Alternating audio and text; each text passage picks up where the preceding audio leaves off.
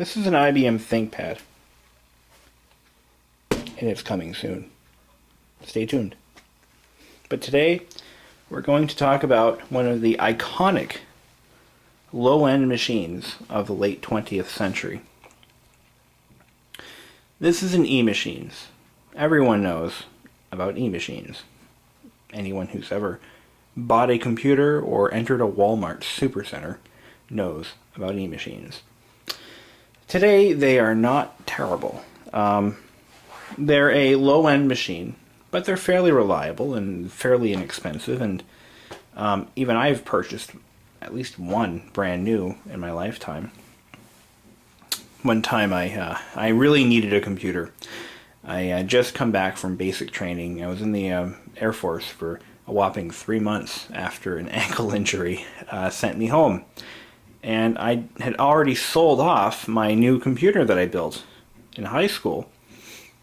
This was in 2004, actually late 2003. And I had already sold off my computer. I went into the Air Force. I was in basic training for 3 months. Most of it was in medical hold. And I came home, and I had some money to blow, and I had no computer. So one of the first things I did was I hopped into my 1997 Mazda 626, and I drove to the local Walmart, which I had been employed at just a few months earlier when I had left for basic. So I went into the electronics department, and I'm like, I'll take that one. I just bought whatever random computer they had. I needed one, and I couldn't go 5 minutes more without one. I plunked down $850 on this machine. It came in a huge box, like that freaking tall, and it had a 17-inch flat CRT monitor. It was a Pentium 4 2.4 gigahertz processor. It had Windows XP. It was my first Windows XP machine. And it had a 40 gig hard drive with about 512 megs of RAM. I dragged this thing home, limping on my already ruined ankle, and dragged it upstairs into my bedroom and set it up. And then my parents came home, and I'm like, hey, look what I bought. And they're like, you idiot, you need money to pay your bills. But anyway. So that's how I got my first eMachines. And by the way, I should mention, I bought it in, I think it was November of 2003. And that computer is still in service. Believe it or not. It is still in use. My mom still uses it. And I rebuilt it 2 years ago. And it's still in use.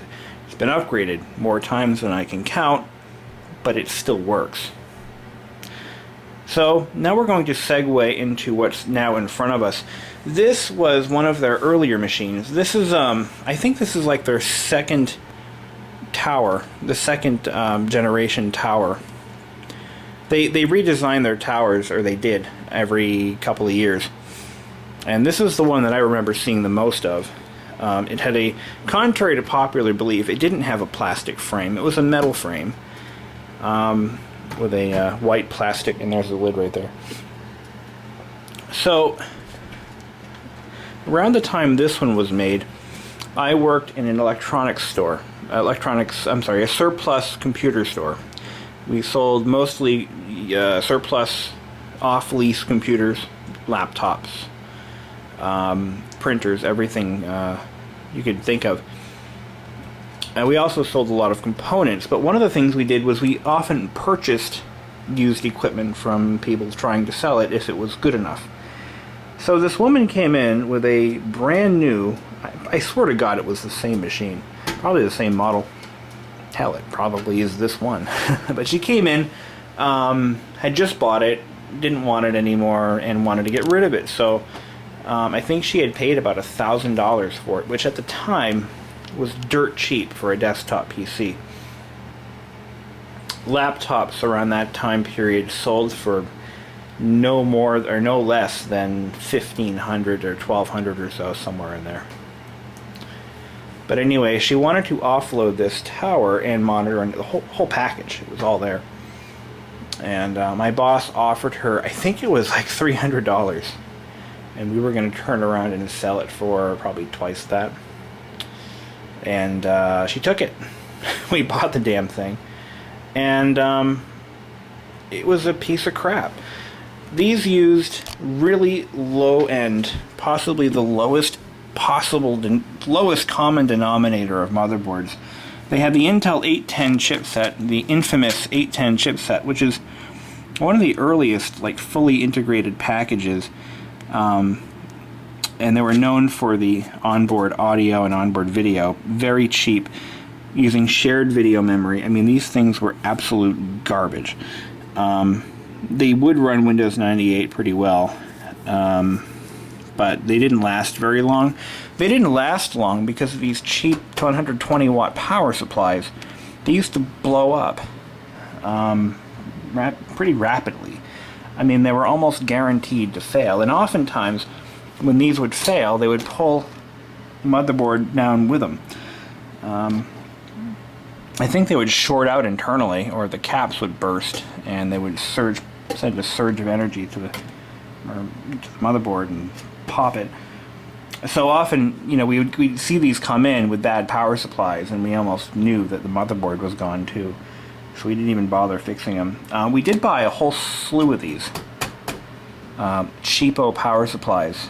We call them the eMachine power supplies because they had this unique shape. They hadn't really nailed down a proper standard for micro ATX towers, or at least for power supplies. So you had a couple of different sizes. This was the eMachine size, and we used to sell a lot of these, but usually the customer would come back and say it still doesn't work. You sold me a bad power supply, and then we would test it, and no, you have a bad motherboard. Get out of my face. So there's that. Now this is the original hard drive. I can tell because it is a Mac store from the right time period, and it is a 10 gig drive. Yep, it's a 10 gig. And it was made on the 21st of December of 1999, so this was it's probably sold around 2000, early 2000. Which is about when the push towards the sub $1,000 desktop was really in full swing. Back in those days, you could actually buy a decent desktop for under $1,000, and eMachines helped make that possible by using the cheapest components known to mankind, and by selling them through mass retailers, Walmart, BJ's, Costco, even Best Buy and Circuit City eventually started carrying them. I mean, money's money, right? People were buying them. They sucked. They didn't keep them for long. So this gem apparently is never obsolete. Look at that. Look at that bold statement. Never obsolete. Which means that in theory it should run Windows 7, right? Wrong. Here's why it says that. I'm going to read this off to you in case you guys can't read it on camera. Here are the bullet points. Fast, reliable internet access powered by MCI UUNet. Okay, we know that that company is now bust. MCI, WorldCom, or AT&T, they don't really offer that service anymore. The world's richest internet content provided by yet another defunct product, Netscape. Surf, email, invest, shop, chat, travel, and more. Plus, upgrade your PC to the fastest model on the market every 2 years for $99. Now, I vaguely remember reading something about this in a PC World magazine around 1999 or 2000. Obviously, that service is no longer in swing. But that was an actual marketing tactic that eMachines tried. And I don't know how well it worked, but this was in it when I picked it up. Stamp programs. Don't know if it works, don't really care. What we're dealing with here is a Celeron 500, 128K of level 2 cache, 66 megahertz front side bus, 10 gig hard drive, 8x DVD-ROM, which was a big deal back then because it wasn't necessary, but it was a value-added feature that many people would pay dearly for back in those days. A 3D AGP graphics card built in, integrated, so basically it shared memory. That's what it uses. And a 56K fax modem, which is still... Oh, the modem is gone. The original modem has been removed and replaced with a 10100 NIC. According to the production dates, yeah, I would support that this machine was built in, probably built in early 2000, but sold later on. Relatively intact. The original keyboard, monitor, and mouse are gone. And the front door is missing. There was a door here. It was a slide-down door, I think. And that's gone. So, automatically, this machine is not going to be restored, but I am going to harvest it for its organs. I want that Celeron processor. I want to see what it looks like. I don't think they were ceramic back then, but I wanted to see.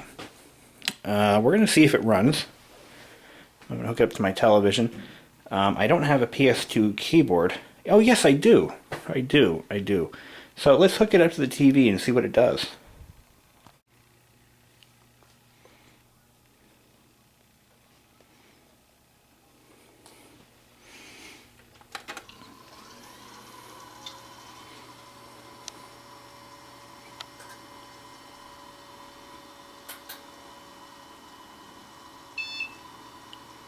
That's a good sign. Waiting for the TV to kick in. Oh, nice. Somebody wiped the drive. Or tried to. Alright.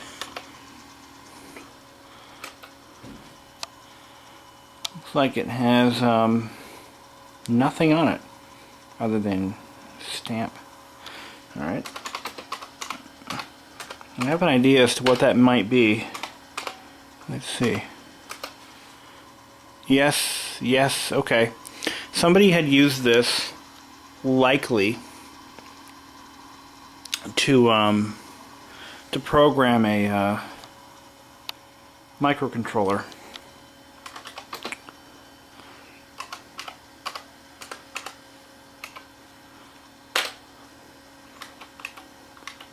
Which is a good use for such a piece of crap.